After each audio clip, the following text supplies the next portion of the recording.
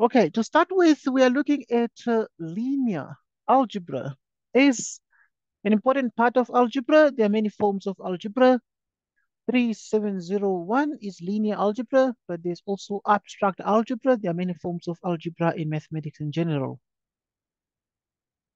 Okay, as part of what the students need to know in this module, they must be in a position to understand subspaces. So, for example, a question that is so basic in this module is the notion of what we call a subspace. A subspace begins by, as it says, a subset of a finite dimensional vector space. So the vector spaces we study here are finite dimensional over a field such that the vector space can be written as a sum of two finite dimensional subspaces. So you need to prove, therefore, that V is the direct sum. If and only if the dimension of the finite dimensional vector space V is actually the sum of the dimensions of the subspaces. Okay, a very important result for 8 marks. How do we go about proving this? So, right, we get started with the proof until we begin to understand what is happening here. So now to prove a statement like this in mathematics, where you say this equals that if and only if this is the case, how do we prove that? Obviously, if and only if in mathematics um, two is double-headed, right? It's double-headed that way. So there are a couple of things then that we actually can consider here. Right, we note that. Right, so we note that. Right, we need to note that first and foremost, the dimension of the vector space V, right, is the dimension of, okay, because V is U plus W. So dimension of V is U plus W, right? Now, so what kind of a dimension is this? So, um, the U plus W, you can see it as, you can think of this as a union. What is the dimension of the union? In mathematics, that is dimension of U plus the dimension of W minus the dimension of the intersection, like this. Okay, this is what we get. This is what we get. If it therefore happens, right, if V is the direct sum, it's called direct sum. So V now is the direct sum of the two subspaces. Okay, what does it mean to speak of the direct sum? If V is the direct sum, it actually means that U intersection W is is trivial. Okay, so if you have V equals the direct sum of U and W, then it means that U intersection W is trivial. Okay, so if it is trivial, what does it mean? So what is the dimension of the the zero set, the zero vector space? What is the dimension of the zero vector space? This is called the zero vector space because it contains only zero. The trivial vector space is a very important trivial vector space in mathematics. So you find therefore here the dimension of the intersection, right? So you find dimension of the intersection, okay? Right, discussing a very important result. Right, so you find that this therefore is a dimension of the intersection. So we find the dimension of U intersection W. Right. What's the dimension of U intersection W? It is the dimension of zero. The dimension of zero is zero. Why? Right. So we note therefore the dimension of the trivial vector space is zero. Why is it zero? Well, it is zero because um, the dimension is nothing other than the number of the linearly independent vectors in a subspace. So there are zero um, linearly independent vectors here, and therefore this is zero. Dimension is zero. Okay, I'm gonna look at that in detail at some point, but just note that dimension of the zero vector space is zero, and therefore, okay, the dimension of V. What's the dimension of V? Right. So the dimension of V now, if you found that the dimension of the intersection is zero, so it means the dimension of V is just the dimension of U plus the dimension of W. Right. So it means the dimension of V here is the dimension of U plus the dimension of W. Right. Okay. So what have we got? Did we do? So now we say we're supposed to prove that this V is the direct sum. Okay, this plus in a circle is called direct sum if and only if the dimension of V is the sum of the dimensions of U and W. Right, so you need to start from one side because it's if and only if. So we started with, actually, this is where the proof starts. Here we're just citing what the actual formula states for for the dimension of a vector space V. So now we started with U plus W. Then if V is U plus W direct sum, okay, because by definition of direct sum, if V is a direct sum of two subspaces, then it means in mathematics that the intersection of the two subspaces is trivial. We say it's a trivial intersection because it contains zero. And so this is just a property of the direct sum. I'm sure it means the dimension of zero is of the zero subspace is zero. And therefore the dimension, if this one is zero in this formula, it means the dimension of V is U plus W. Okay, conversely.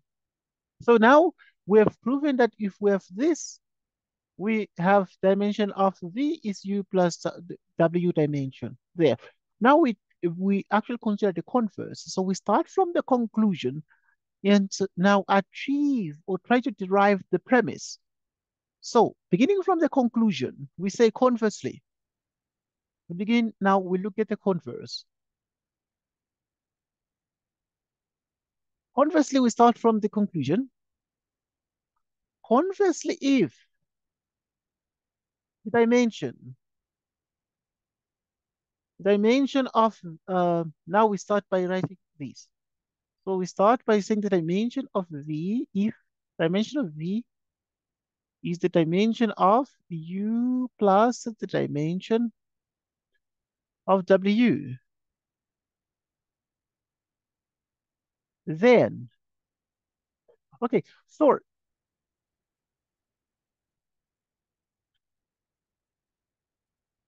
if this is the case,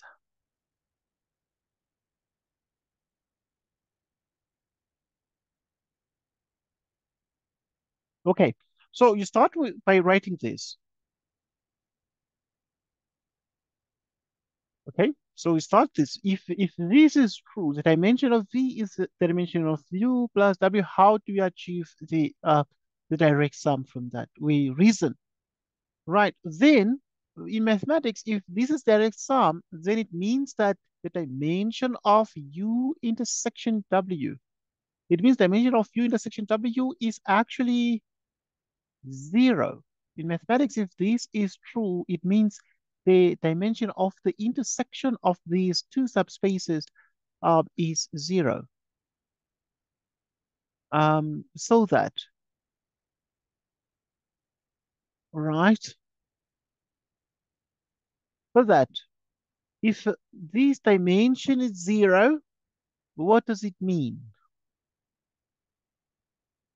If the dimension is 0, well, it means therefore U intersection W is trivial. Okay. Well, if the dimension is 0, it means U intersection W is consists of 0 because the dimension is 0. So it means the intersection does not have a non-zero vector. Thus, thus, um, if the intersection does not have, or the intersection consists of 0, thus it means that V is equal to is the direct sum. If this is consists of 0, that means that V is actually U plus W direct sum. Um, so we achieve this. We achieve that. And then now, once we achieve that, which is exactly that part. So we started here and then we have exactly that part. Um, and we note that obviously this is true since in both directions we have already this here. It's part of the assumption from the beginning. Since already, we already have that. We already have that V is U plus W. Okay, so because V equals U plus W is given, so from the intersection we can write the direct sum. This one, the trivial intersection, together with the sum of U plus W equal to V given, it actually means a direct sum. Okay, this is just a proof there. But that must be known for exam for about 8 marks in this module. The next question. Okay, as part of what must be learned, the idea of a t-cyclic basis, right? A t-cyclic basis, the characteristic polynomial, a TW121 map, TW is onto, right? The module for the first time, the exam is going to be set by a different person, but this person is not a difficult person. Quite, they have a very good the professor who has been setting these exams for the past, he worked at UNICEF all his life, has just recently retired. I think the last exam he said was January this year. Okay, so um, we expect another professor to deal with this. Okay, let's look at the first question. Right, so if you look at the fact that I've broken these questions down into pieces that we can be able to digest. Right, so will that now be a map? It is a linear operator from M33. Now, M3 cross 3 is the vector. This is the vector space of 3 by 3 matrices with complex entries to the vector space of 3 by 3 matrices with complex entries be the linear operator over C defined by Tx equals Ax. So this linear operator is defined as the product of the matrix A times an arbitrary vector in M 3 cross 3 of C. Let W be the T-cyclic subspace. So let W be the T-cyclic subspace. Right, we shall understand what that means and the T-cyclic subspace because we need to find the basis of it. Right, of 3 by or of the 3 by 3 matrices generated by A. Find the T-cyclic basis for W. W is generated by A. Let's find it. How do we find that? So obviously we find that by means of repeated multiplication. So to find the T-cyclics, because now we expect this question, the professor normally uses the approach of the former lecturer. And so we really can expect these kinds of questions to pop tomorrow. Okay, on T-cyclic basis. Right. So the matrix A is actually given like that. So you always write the matrix A because we use it um, to generate the basis. A basis is a set that is generated by repeated multiplication. So A is there, 1 0 0 0, and then you have um, 1 0 0 0 1 1. Okay, you have these. The next thing is we obtain another matrix, a TA matrix. Right, it is a T-cyclic subspace for W. But look, W is generated by A. W is a T-cyclic subspace generated by A. Here, how does the matrix A generate the subspace? So we obtain the T of A always use the definition of the linear operator. So we're going to use TA. According to this definition, what is TA? If we replace every x by A, so it becomes TA is equal to what? Is equal to A times A, which is what? Which is A squared. And therefore, we have what is A squared? Is A 0 0 0 0 0 0 1 1. So we have this 0 0 0 1 0 0 0 1 1.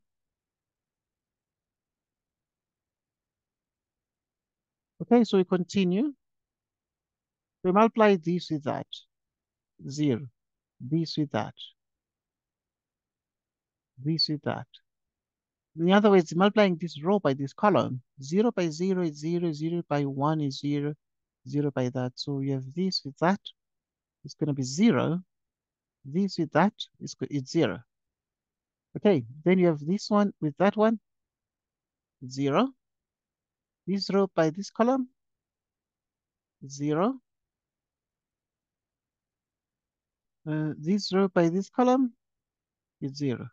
This row by this column, that's going to be 0 by 0, then it's going to be 1 here, and this is going to be 0, so it's 1 here. And then this row by this column is going to be 0, 0, then 1. This row by this column is going to 0, 0, 1, like this. That's CA. Next,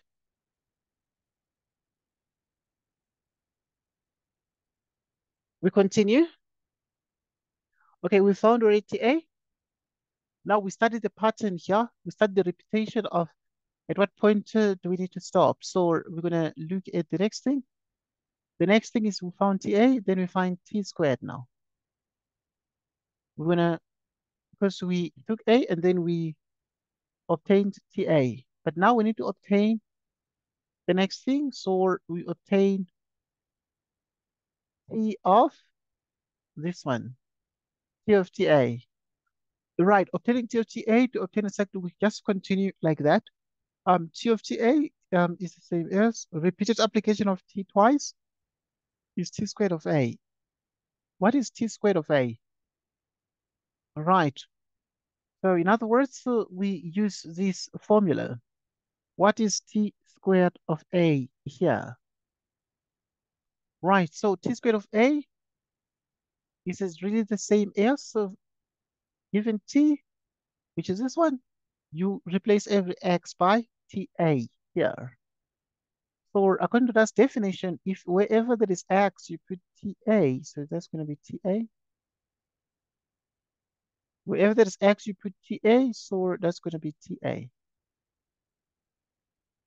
And then what did you get TA to be? We got TA to be what? A squared. So TTA is A cubed.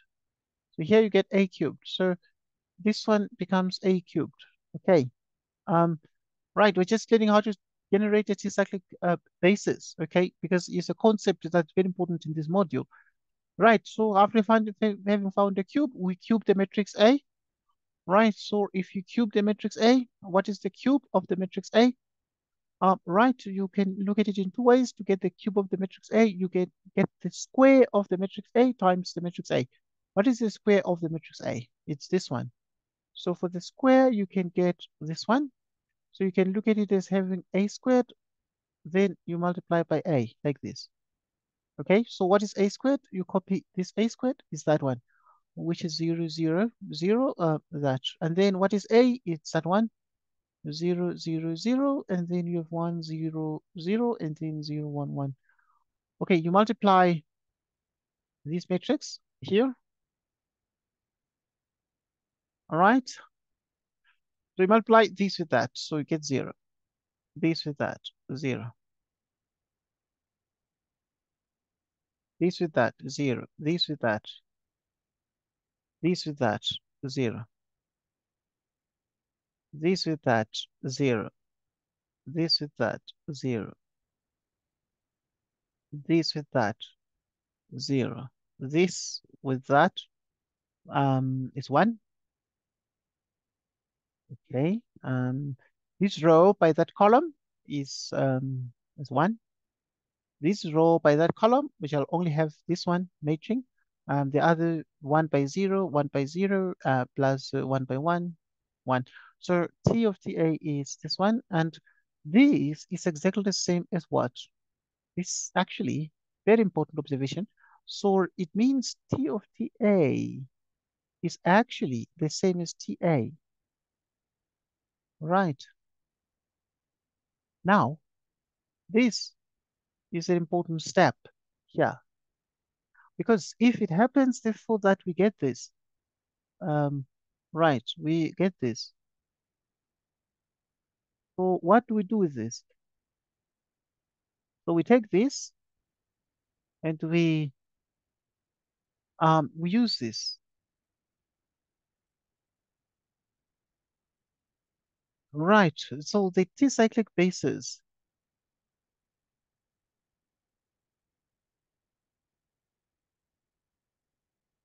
the T-cyclic basis for W is, what is the T-cyclic basis for W? Right, the T-cyclic basis for W generated by, so generated by A, the matrix A.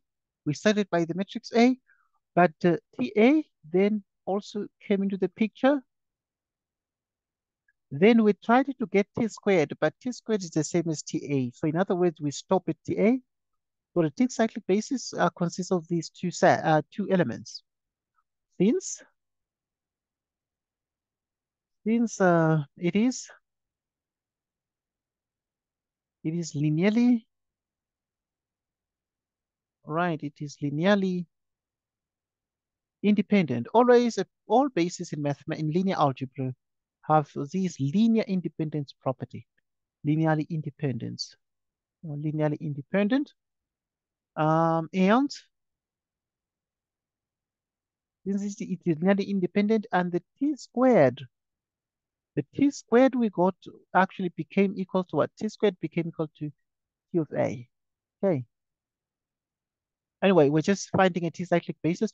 How to define a T-cyclic basis? We start with the element A, and then we have the repeated multiplication of the linear operator on the matrix A. And now we generate more elements, and we put the elements into what we call the basis. They form the basis. Right, next question on T-cyclic basis. We need to be able to find the characteristic polynomial. So the question is, how do you find characteristic polynomial? Obviously, in linear algebra 2, we're able to get the characteristic polynomial. But now, how do we find the characteristic polynomial? So we use the fact that, for instance, since we At the point where this whole thing terminates, right, we use the fact that t squared became equal to ta. So this became equal to the previous. T squared became equal to just ta. All right, the characteristic, right, the characteristic polynomial, the characteristic polynomial of t subscript w is, okay, we're looking for the characteristic polynomial of t subscript w. Right, what is it the same as? It is the same as, so we call it c subscript tw. All right, it's evaluated at t. And what is this? Right, so what you do is you take -1, always -1, but always -1. Then you square it with the highest power that equaled the previous. Hello. Yes, please. Where did this come from? Okay, where did this come from? It came from the previous results. It came from this point because at this point we found t squared, but t squared became equal to t of a because t squared, what did t squared become? T squared became this one, the zeros and ones at the bottom, and ta had the zeros and ones at the bottom. So we realized therefore that in our attempt to find ta, t squared became equal to just t squared is this, and it became just equal to ta. Okay, with that, we're able to see that since, so we always use that, the fact that now t squared is actually became equal to ta. So the characteristic polynomial of tw now, we use this formula because that is what is the terminating step of the t-cyclic basis. Right, so we take this and we use it to find the characteristic polynomial. There are many ways to do this, but yeah, okay. So after having used this, then we say -1 to the power. All right, so it was t squared that became equal to the previous. So we put a square on the -1 like that. And therefore, inside this, you put, this is the same as t squared equals that, but these can be translated to be the same as t squared of a, like this, minus t of a. So, which means here we're going to put t squared minus t. Right, so it's exactly what we get. So this becomes the characteristic polynomial. Right, and this characteristic polynomial can be written out because if you square -1, it is +1. Then you multiply out, you multiply through, giving us t squared minus what? Minus t. Okay, so this is the characteristic polynomial. How do we get the characteristic polynomial? We simply um, take -1 and we raise it to the power that terminated. Okay, and the power that terminated, that was equal to the previous, became the square on the -1. Then what do you put here? You put the polynomial that the t's suggest. So this is saying t squared equals t, but it must be equal to 0 here. So it's t squared minus t. And then now if you square -1 is +1. And therefore the characteristic polynomial of t subscript tw of t is t squared minus t. Now the next question. Okay, this characteristic polynomial, you can also find it by actually um, quickly finding the characteristic polynomial of these using the eigenvalues method from uh, second year linear algebra. Okay, in 2.3 now, you must be able to explain whether t is 1 to 1. Okay, so in other words, now we have found the polynomial, is it 1 to 1 or not? So we have found, obviously, that the CTW of t is actually t squared minus t, and we found that this is a characteristic polynomial. Is it 1 to 1 or not? Right, to explain the 1 to 1ness, we realize that it is not 1 to 1. Okay, it's a function this. You can use many ways to explain if it is a 1 to 1 function or not. Right. So it is not. Why is it not? It is not since zero is a root. Is a root of CTW. So explain whether TW is one to one or not. It is not because zero is a root. So if ever zero is a root of this, how is zero a the root of this? Okay, obviously on the side, one can see how you find the root. So the root is CTW is zero. Okay, okay, then you're finding the root, which is then t squared minus t equals zero. You have t into t minus one equals zero.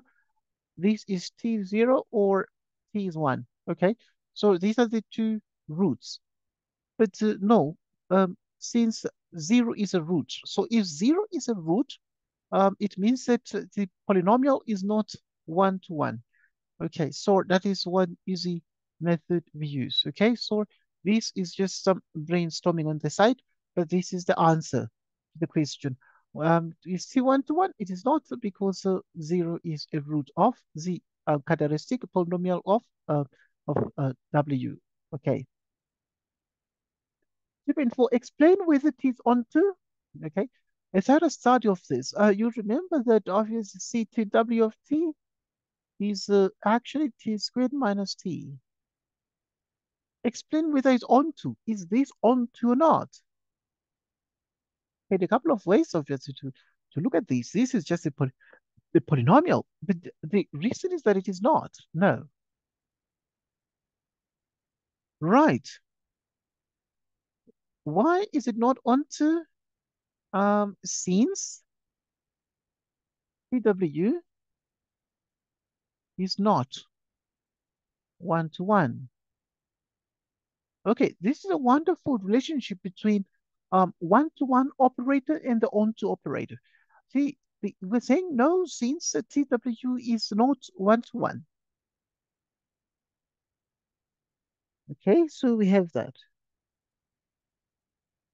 So we're saying no since TW is not one to one. Okay, what are we saying here? For the linear operators, if it's one to one, this is not just for any functions. A one to one operate linear operator is an onto linear operator. So if it is one to one, then it's onto. But obviously, this is true for linear operators, but not just for functions in general. Now we continue.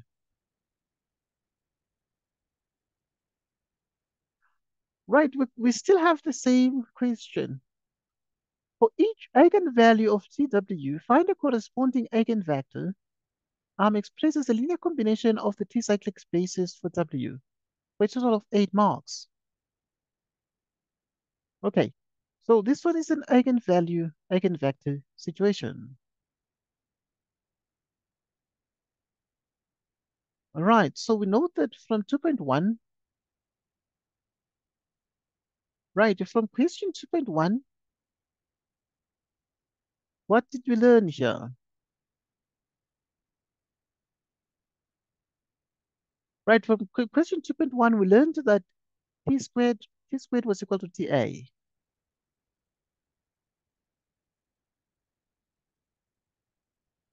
which means that t, we learned that t squared of A was equal to TA, and this is actually from the 2.1 question. So this means that P of P minus A, okay, so we write like this, P minus I,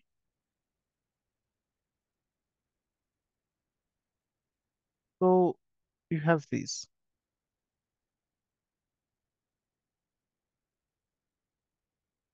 So you have this. So this is exactly TA. Okay, so just note that one. Okay, let me just clean this up a little bit. Right, so we have therefore that, okay, For each eigenvalue, find the corresponding eigenvector. So we find the eigenvectors from the characteristic polynomial. This is how we do it. So we make it equal to 0 by transposing everything from the right. If you transpose this one, it becomes c squared minus c, which is this. Right, so you have this one, which is t minus I, like this. T of A, and this is equal to 0. And this is the same as, okay? So thus this is t minus I of A. T minus I of A, which we're taking this one, this part, the t minus I part, but we are applying it to A, not t of A. Right, so what does this give us? It gives us TA um, minus I of A, but I is the identity map, so it fixes the matrix. So I of A is A, like this. So this one is an eigenvector, is an eigenvector. Okay, you just learn how to find eigenvectors here. So the eigenvectors, we found them in terms of the linear operator. Okay, so this one becomes an eigenvector. Um, is an eigenvector of what? Is an eigenvector of TW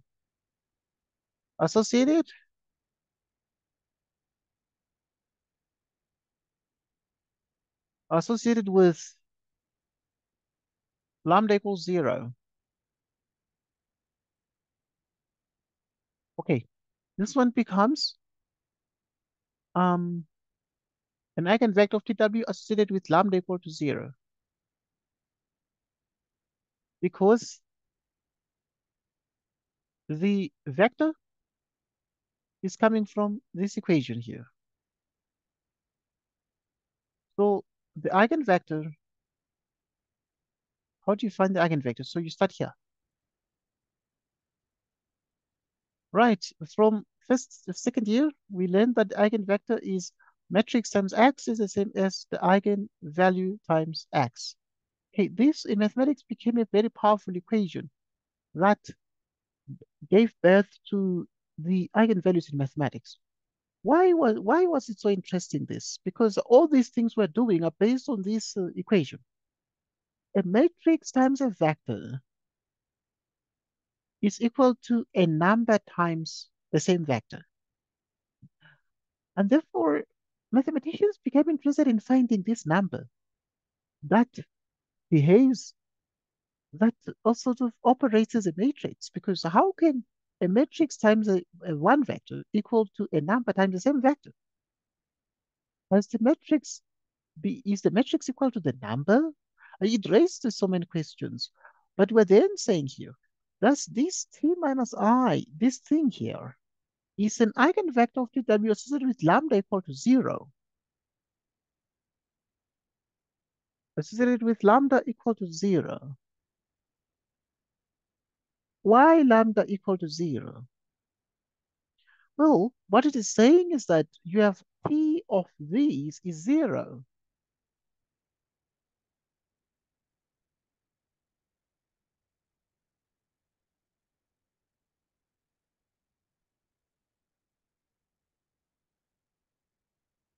Okay, we have this.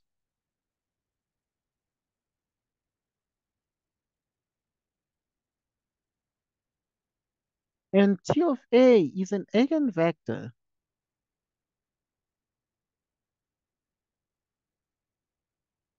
Is an eigenvector of TW associated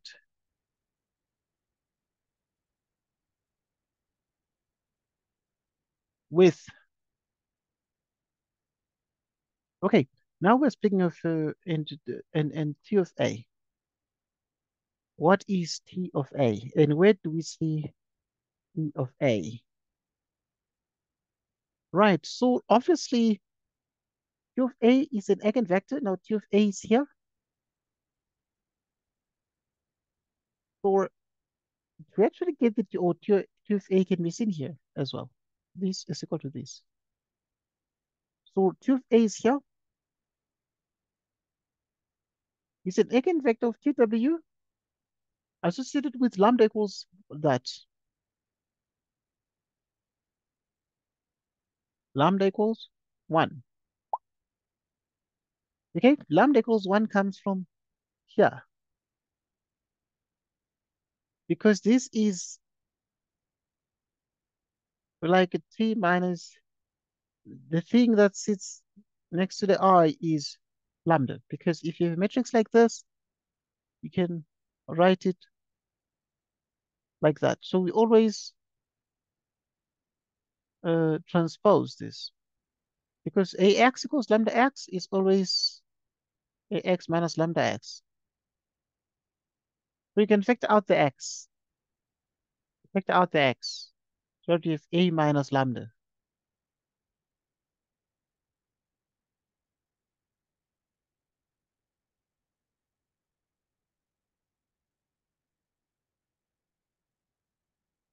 The lambda equals 1. Okay, okay. So what have we got now? Do we set for each eigenvalue? Find the corresponding eigenvector. So we therefore set here, thus this one, t minus that is an eigenvector. So the t minus this, which is a t minus I, or t minus I, is an eigenvector of TW associated with lambda equals 0. Why associated with lambda equals 0? Associated with this. Right. So in other words, the t minus that is an eigenvector associated with lambda equals 0. So the eigenvector is what is within the t operator. But also for TA, we say the same. We say TA is the eigenvector of TW associated with this TA is associated with this one here. A little bit interesting because now we are looking at TA is an eigenvector of TW associated with lambda equals 1. Where is lambda equals 1? If this is like T minus that, and you find the lambda that is sitting next to that. So the lambda equals is not minus 1, but it is 1. Because to find the lambda, you take this to the other side. You take this to the other side, so you take this to the other side of 0, meaning lambda is 1. Okay, so just you note that one there. All right, so we get this.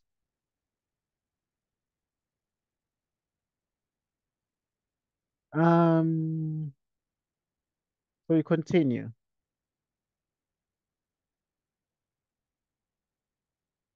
Next question. Okay, as part of what we learn, we must learn the test for diagonalizability. So we must know if a T is diagonalizable or not. Right, so to know if T is diagonalizable or not, a couple of things that remain extremely important. What are those things that remain very important? What is the test for diagonalizability at this point? Right, so let's look at the test for diagonalizability at this point. Right, so to test for diagonalizability, to know if T is diagonalizable or not, okay, so expect a question like that as well. Tomorrow on testing for diagonalizability and how we do this test. So to do this test, I have made space available. Next slide. Sure. Did I not? Okay. Right. So to show that T is diagonalizable, we consider the map, this one. We consider the map, this one. How do we test for diagonal? We let beta denote the standard. The standard basis for R3. Okay, we let beta denote the standard basis for R3. Then what do we say? P of sub beta. Okay, because now this is from R3 to R3. So what is the standard basis for R3? Right, we learn about the standard basis. Let's know the standard basis of R3. Then beta, you can write out here. Then beta contains the standard vectors. The standard vectors are the 0, 1, 0 vector.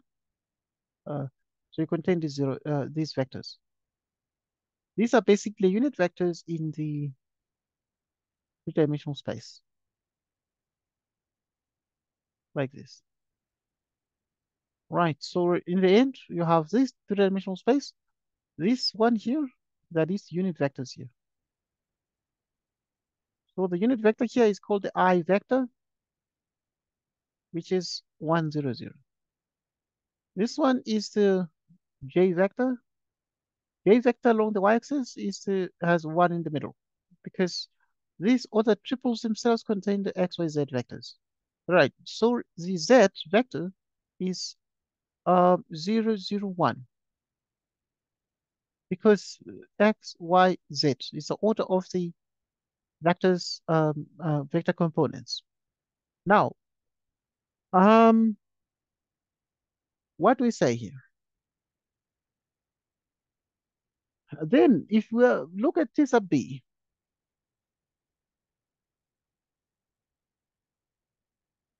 okay, for example, so you get this here. So this one is A, B, C. So which means you have A, B, C. So it means that for at the top, you're going to have 2, 1, 0. Then you have the second one, A is 1, B has the coefficient 2, and C has the coefficient 0.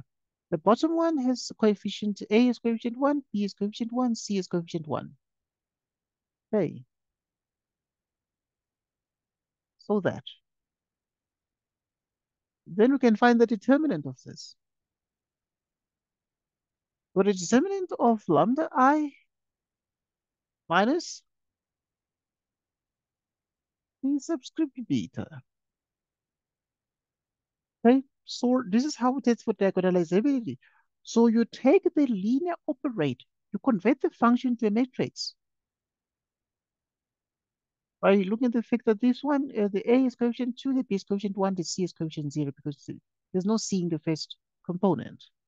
Second component has those coefficients, A coefficient 1, B coefficient 2, C coefficient 0. The last one is 1, 1, 1.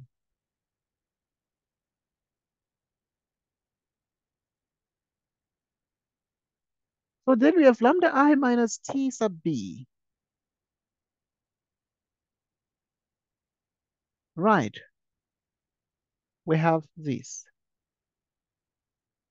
Okay, what is T? So we say lambda I minus this matrix here. Lambda I, what is I? I is the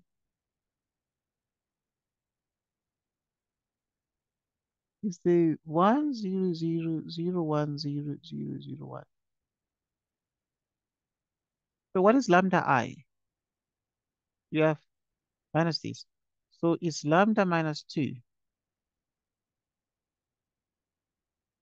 You have 1. And then you have lambda minus 2. And then you have lambda minus 1.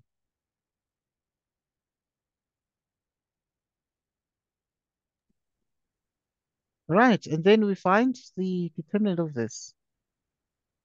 Hello? Yes, please, Saman. How did you get this?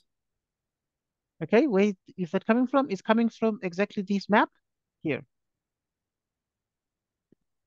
Okay. A couple of ways to imagine that. Let me do it in green. Right. So you can do it here and see how it actually arises. So it's T is a representation of the beta natural basis. So how do we do that? So it means that you take every vector and you write it as a linear combination of these vectors here. Right. So um, that would mean that, for example, what is the image of the under T100? T of, you take the vectors from here, that's why it's T subscript beta. So this I one is, think I understand. yeah, I'm sure you understand. That if you have this now, you have um, A, B, C, because the vectors have A, B, C components. So if you put here, it means A is 1. Okay, A is 1 and B and C are 0. So if you put A1, what is 2 times 1? It's going to be 2. A is 1, B is 0. A is 1. One way to see that is to realize therefore that the first vector is going to be the 2 and 1 vector, and then also the 0, 1, 0. 0, 1, 0 is the ABC. Because the vectors are ABC here. So it means here, what is 1 is the middle one, ABC. So B is 1. You put B1 here everywhere, and A and C is 0. B is 1, B is 1, so that's going to be 2. B is 1, that's going to be 1. So it's 1 to 1. So you can make this 1 to 1. Okay, there are many ways to look at it. Right. So in other words, these vectors themselves, where are they coming from? They're coming from the basis beta. That is why we said let this one be not the standard basis. What is the standard basis? Is the basis that contains zeros and ones. So the last one, for instance, in this one would be the 0, 0, 1 vector. 0, 0, 1 vector means that you have A, B, C. The C is 1 and everything else is 0. So if the C is 1, C is 1. So this is going to be 0, 0. The C is 1. C is 1. So you have 0, 0, 1. Okay. Um, but like I said, alternatively, you can look at it as follows. You can look at this as another way to look at it is to look at these T, A, B, C. You can write this as a column vectors. You can write it as 2A plus B. And then this second one is, so you can write this as a column vector like this. And then now, in other words, so you can take even this one, the points like the 1, 0, 0 is a vector. It can be written as 1, 0, 0. You can write it as a column vector. Okay, from the notion of a column vector, then you can be able to factorize this. Because if this is that, in mathematics, you can write it like, okay, I'm going to write on top of this. Right, so you're going to write as, for example, just to clean the, remove this red line here.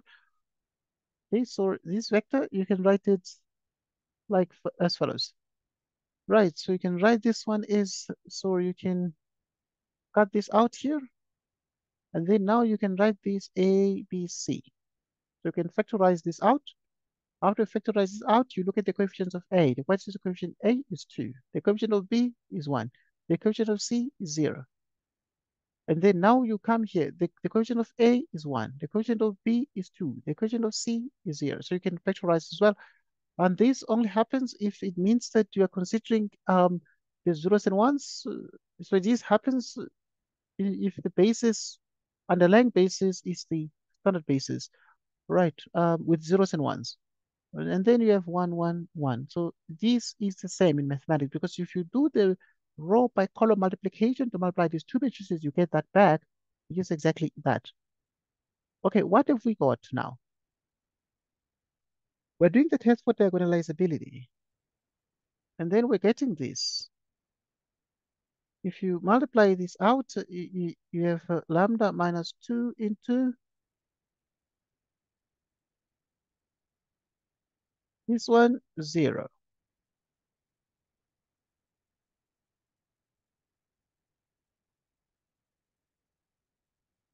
Um, so we get this. All right, after this, then you can um, oh, you can call this one. Ah,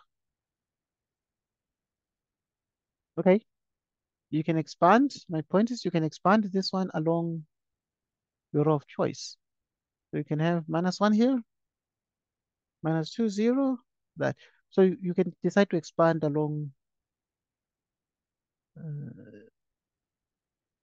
along that.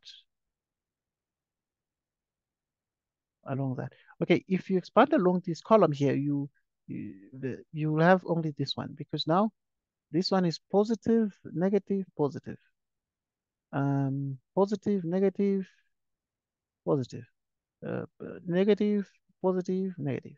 This one negative, positive, negative, positive. So look, then you have this one is which is positive. So you have lambda -1. Then you have this, which is the minor of this entry here.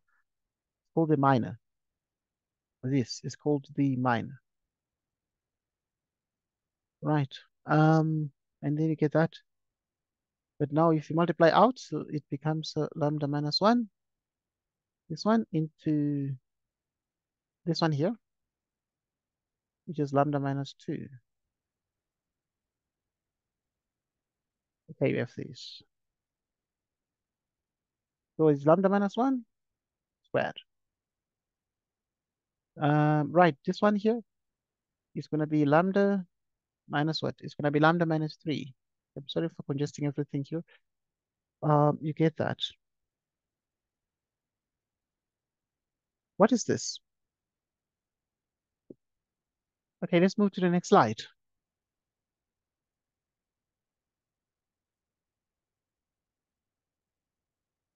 Hence, what we have is that the determinant of, we always start with lambda I minus p subscript beta.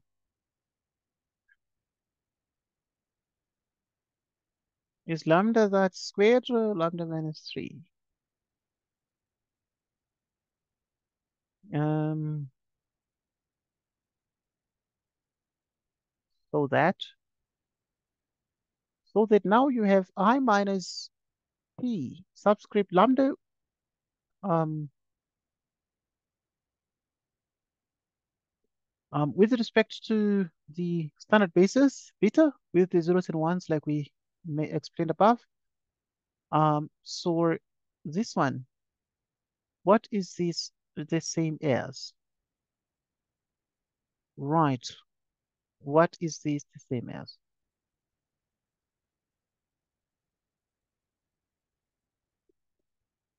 Okay. It is exactly the same as 1 is to 1, 0, 0, 0, 1, 0, 0, 0, 1. That is the identity matrix minus this. So this is actually coming from the lambda I minus p sub b representation we wrote earlier for the test as a test for diagonalizability. Now, what is T sub b? Okay, T sub b is the matrix we got, which was 2, 1, 0, 1, 2, 0, 1, 1, 1. Okay, so you subtract this. If you subtract this, you have 1 minus 2. What is 1 minus 2? Is -1. The rest is -1. 0. Okay, this is minus. This is 1 minus 2 is -1. 0. -1 minus 0.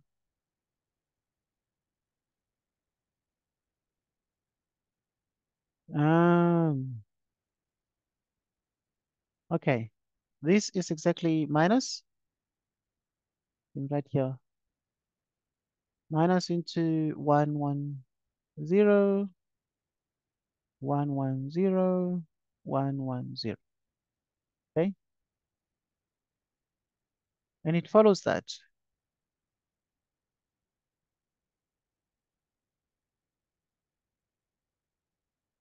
Right. And it follows that the rank. Okay, right. Which is the number of non-zero rows? It's called the rank.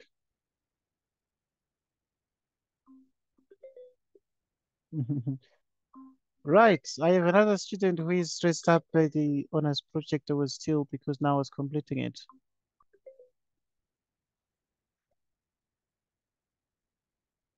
Yes, Semaketa. Yes, I understand you stressed up. You stressed up. Now I'm just concluding a discussion here. I will actually just get back to you in a couple of minutes. So that we submit the honors project. I know that obviously I delayed and I was trying to push the project. Right. So yeah, just give me a couple of minutes. I will send it to you so that we get it. You get it. We get it submitted. Okay.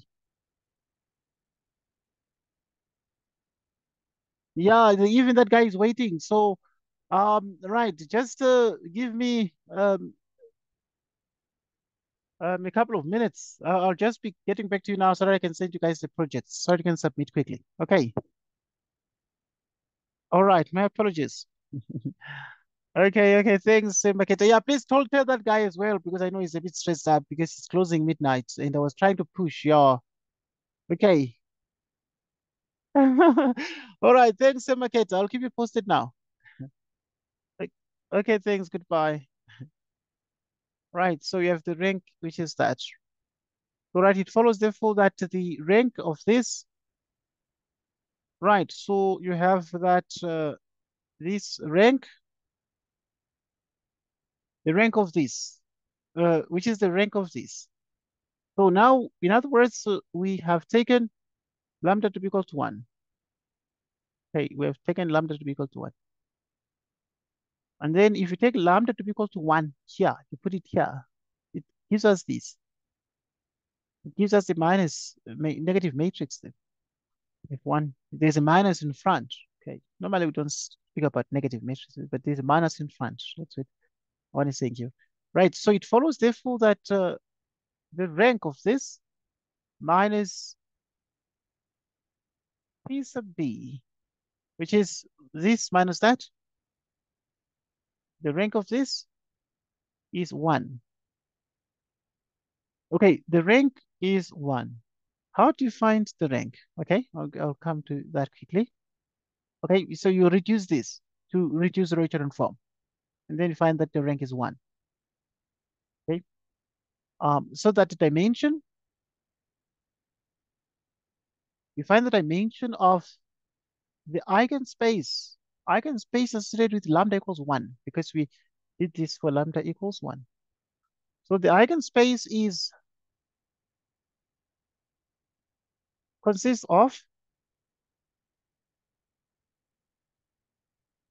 the dimension of the eigenspace becomes 2, which is equal to multiplicity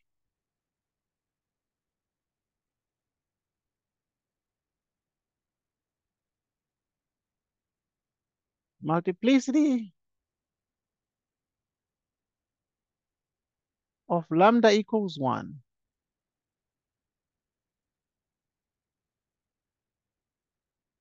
Okay.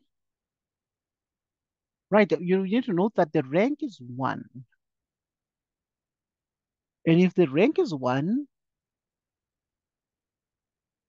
so it means that you have one row that is non-zero. And the rest will become 0 by row reduction. Right. Because by row reduction, you'll have that this one is going to be minus 1, 1, 0. This one you can do row 2 minus row 1, row 3 minus row 1. Okay, if you say this minus this, because they're the same, it's going to be 0. This minus that. So obviously by row reduction, you have the rank 1. But the dimension then is 2. the dimension of the eigenspace. So it means the eigenvectors, this dimension of the eigenspace means the eigenvectors, you count them, there are two of them there. So the multiplicity then is 1. Multiplicity is 1. The multiplicity of lambda equals 1. So the multiplicity is um, the power in the characteristic polynomial. So it is 2. If this is 2, and the vector, the dimension of the eigenspace is also 2, right, which is the multiplicity of lambda equals 1. Therefore, T is diagonalizable. Okay, look at what we've done for diagonalizability. We just looked at the power 2, and then we investigated this one because it could make the matrix defective and not diagonalizable. So the only case, if this now is of characteristic 2, if it's of multiplicity is 2, we need two vectors for this. We need two eigenvectors for this. But we have two eigenvectors from the fact that now if the rank is 1, the rank is 1, that means the dimension of the eigenspace is 2. Why? Because now the dimension of this is a 3 by 3 matrix. Um, 2 plus 1, 2 plus 1, 2 plus 1 is 3. So this is diagonalizable because of this. All right. I've been on air for like about 1 hour. I know that there's a lot we need to discuss, but I think that I'll have to take a short break. Right. This student now who's also stressing up something because of their project due time. I tried to push the project, but this guy just gave me in the 11th hour, and now I need to just give them so that they just submit. Can we end the recording? Okay, thank you. Let me just end the recording. Um.